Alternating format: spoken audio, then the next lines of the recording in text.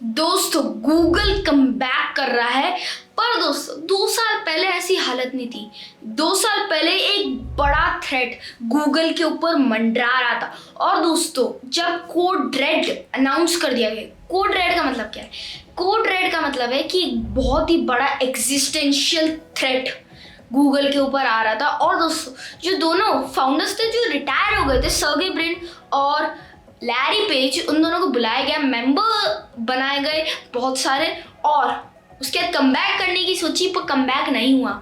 पर दोस्तों उसके बाद एक तूफान आया, चैट जीपीटी, और उसको टैकल करने के लिए कुछ तो चाहिए था गूगल को, इसलिए बार्ड लाया गया। और बार्ड उतना अच्छा चला नहीं, तो उसकी इमेज बचाने के लिए रीनेम कर दिया गया जेमिनाई के जैसे। और दोस्तों उस टाइम पे जेमिनाई बहुत ही बकवास था, बहुत ही खराब रिव्यू थे उस टाइम पे, और उसकी वजह से स्टॉक नीचे जा रहे थे। दोस्तों जो 26 मेंबर्स की एआई टीम थी गूगल की, उनमें से बहुत सारे लोग जो फायर हो चुके थे, मतलब खुद ही छोड़ दी जॉब उन्होंने, चैट जीपीटी में जाने लग गए। अलग अलग जो बड़े बड़े मॉडल्स थे, अलग अलग जो आ रहे थे, जैसे क्लॉड, चैट जीपीटी, अलग अलग जो थे उसमें जाने लग गए एआई इंडस्ट्री में, गूगल को छोड़ के, क्योंकि उनको लगा गूगल एक एग्जिस्टेंशियल थ्रेट की तरफ मुड़ रहा है। पर दोस्तों उसके बाद गूगल ने कमबैक किया। गूगल ने लाया VO3, जो कि बहुत ही अच्छा है वीडियो जनरेशन के अंदर। अगर आप रनवे या इक्लिंग या इससे कंपेयर करोगे तो बहुत ही ज़्यादा अच्छा है अपने फील्ड में। और उसके बाद इमेज जनरेशन में भी आया नैनो बनाना, जो थोड़े टाइम पहले ही आया था, उसका नया वर्जन भी आ गया, नैनो बनाना प्रो। और अभी कुछ टाइम पहले 18 नवंबर को एक और बड़ा झटका दिया पूरी एआई इंडस्ट्री को गूगल ने, वो था जेमिनाई 3। बहुत ही पावरफुल मॉडल है दोस्तों, आप चेक करना, बहुत ही अच्छे क्वेश्चंस और अलग अलग जो जनरेशन बना के देता है, बहुत अच्छा। तो दोस्तों अभी हम लोग जानते हैं कि मेन टॉपिक पे चलते हैं अभी, कि कैसे कोई भी ये चीज़, 3 चीज़ों से कोई भी एआई कंपनी एक बड़ी कंपनी बन सकती है, अगर ये 3 चीज़ों पे उन लोगों ने फोकस कर लिया। अगर आपको जानना है तो लास्ट तक बने रहिए। दोस्तों मेरा नाम है वान और मैं हूँ 11 साल का। तो दोस्तों चलिए स्टार्ट करते हैं आज का ये इंटरेस्टिंग वीडियो। दोस्तों पहली चीज़ है कि सबसे पहले कोई बच्चा होता है, जैसे बच्चे के एग्जांपल से चलते हैं, तो कोई बच्चा होता है तो उसको ट्रेनिंग चाहिए होती है, अलग अलग मालूम चलना चाहिए उसको कि चलते कैसे, बात कैसे करते हैं, उसको ट्रेनिंग मिलनी चाहिए। तो दोस्तों वैसे ही एआई के साथ है, एआई जब बच्चा होता है, जब उसको मालूम होना चाहिए चीज़, तो उसको एक ट्रेनिंग डेटा चाहिए होता है। और दोस्तों वो डेटा ही है न्यू बॉर्न बेबी। और दोस्तों ये डेटा किधर से मिलता है? उसके 3 टाइप्स होते हैं दोस्तों। सबसे पहली चीज़ होती है इंटरनल सोर्सेज, किधर से इंटरनली खुद को पता होगा, इंटरनल सोर्सेज, ठीक है। उसके बाद इंटरनेट स्क्रैपिंग, इंटरनेट को स्क्रैप करते हैं वो लोग, बहुत ज़्यादा फाइन करते हैं, और उसके बाद जो है अलग अलग जो ट्रेनिंग डेटाज रहते हैं वो निकाला जाता है। और उसके बाद तीसरी चीज़ होती है डेटा परचेज करा जाता है, अलग अलग बड़ी बड़ी कंपनी जैसे गूगल, माइक्रोसॉफ्ट, ठीक है, ऐसे सब कंपनीज के साथ जो है डेटा परचेज करा जाता है। और इसके बाद अभी जानते हैं कि कैसे, मतलब जो अलग अलग कंपनीज है वो लोग डेटा कैसे खरीदते हैं, डेटा का उनका क्या मॉडल है। दोस्तों अगर हम लोग मेटा एआई की बात करें तो उनके पास तो दोस्तों व्हाट्सअप है, इंस्टा है, फेसबुक है, तो उनके पास जो है अलग अलग वीडियोस रहते हैं, अलग अलग कंटेंट रहते हैं कि कौन सा कंटेंट चल रहा है, कौन सा ट्रेंडिंग है, और ओपिनियंस भी मिलते हैं जो कि बहुत ही ज़्यादा जरूरी। तो मेटा का तो इसमें एक बड़ा हैंड है डेटा ट्रेनिंग में, तो मेटा आगे ही है। और उसके बाद होता है ओपन एआई। दोस्तों ओपन एआई के पास कुछ मेन चीज़ें नहीं है, इसलिए वो इंटरनेट स्क्रैपिंग करते कुछ तो, और डेटा परचेज करते हैं। और उसके बाद आता है अपना क्लॉड एआई या फिर एंथ्रोपिक, जो उसकी पेरेंट कंपनी है। दोस्तों एंथ्रोपिक की बात करें तो उनके पास भी ओपन एआई जैसा कुछ नहीं है, तो वो इंटरनेट स्क्रैपिंग कर लेते, थोड़ा इंटरनल सोर्सेज मिल जाता है, बहुत ही हद तक डेटा परचेज करता है क्लॉड। उसके बाद दोस्तों जो गूगल है, गूगल के पास तो पूरा बड़ा सारा सर्च इंजन है दोस्तों, जिससे दुनिया के 90% लोग जो है सर्च करते हैं। सोचिए दोस्तों, कुछ मालूम नहीं है, 90% लोग गूगल पे जाएंगे, 10% लोग होंगे जो जेमिनाई पे जाएंगे, मतलब जेमिनाई भी गूगल का ही है, कुछ 10% लोग होंगे जो क्लॉड पे जाएंगे या फिर चैट जीपीटी पे जाएंगे, ठीक है। उसके बाद दोस्तों अभी जानते हैं कि सबसे ज़्यादा मेन चीज़ क्या है। दोस्तों जो गूगल है उसके पास डेटा है पर ओपिनियंस नहीं है। तो दोस्तों उन्होंने क्या किया, $60 बिलियन की एनुअल एक डील साइन करी रेडिट के साथ, जो कि ओपिनियंस का जो डेटा वो गूगल को मिलता है रेडिट के उससे, और वो जो है एक डील साइन करी है $60 मिलियन की। और दोस्तों उसके बाद अभी जानते हैं दूसरा स्टेप।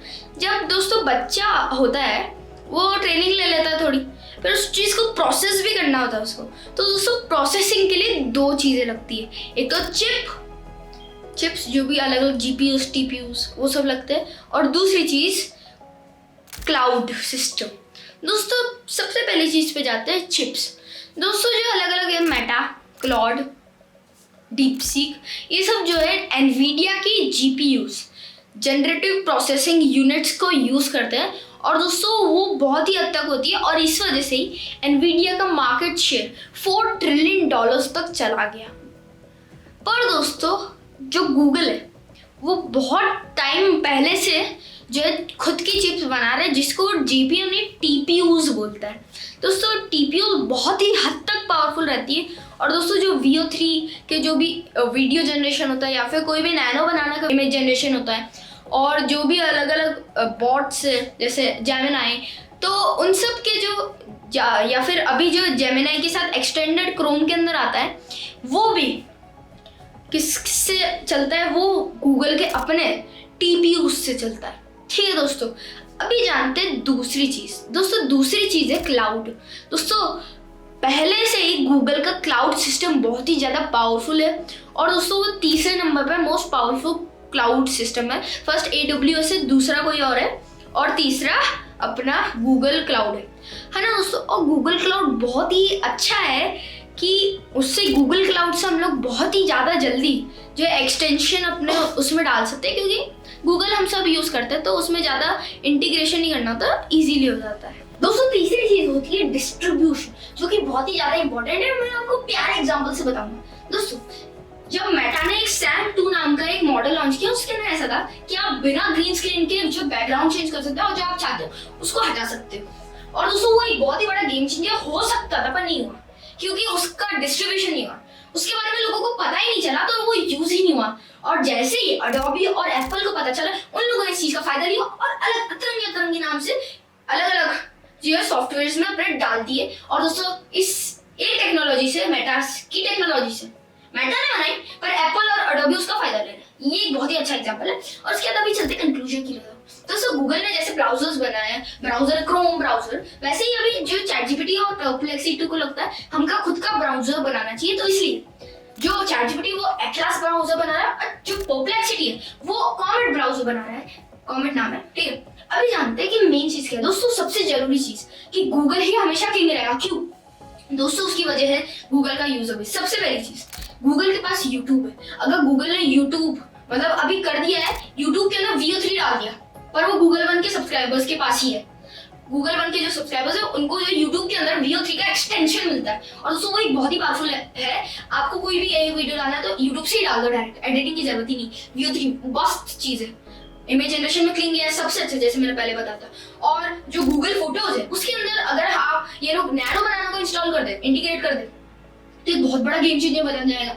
अगर ये लोग जो जैसे आप बटन क्लिक करते हैं एंड्रॉइड फोन्स में, जैसे बटन क्लिक करके जेमिनाई से बात करते हैं, दोस्तों ये इनको मिल गया एंड्रॉइड फोन्स का 3 बिलियन यूजर्स है। इन्होंने अपने एंड्रॉइड फोन्स में जेमिनाई डाल दिया, 3 बिलियन यूजर्स खटाक मिल गए। और ये चाहे तो जैसे गूगल के गूगल वर्क स्पेस की अलग अलग जैसे जीमेल, गूगल वर्क स्पेस, ऐसी सब चीजें आती, गूगल मीट, तो ऐसे ही गूगल जेमिनाई को इंटीग्रेट करते हैं जैसे ChatGPT, मतलब बाकी सब नहीं आते, करना पड़ता है, पर ये लोग जो है एंड्रॉइड इनका तो इंटीग्रेट करके दे सकते हैं पहले से ही। जब फोन आप कोई भी नया खरीदते हो, एंड्रॉइड का कोई भी डिवाइस खरीदते हो, तो एक बहुत ही बड़ा यूजर बेस है। इसलिए मेरे को लगता है कि गूगल ये नेक्स्ट किंग बनने वाला है, क्योंकि इनके पास बहुत बड़ा इकोसिस्टम है, चिप्स, क्लाउड कंप्यूटिंग, बहुत सारी चीज, इनके पास बहुत बड़ा डेटाबेस है, जो कि अभी के टाइम पे बहुत बड़ा पैसा है, बहुत बड़ी एक वेल्थ है डेटा।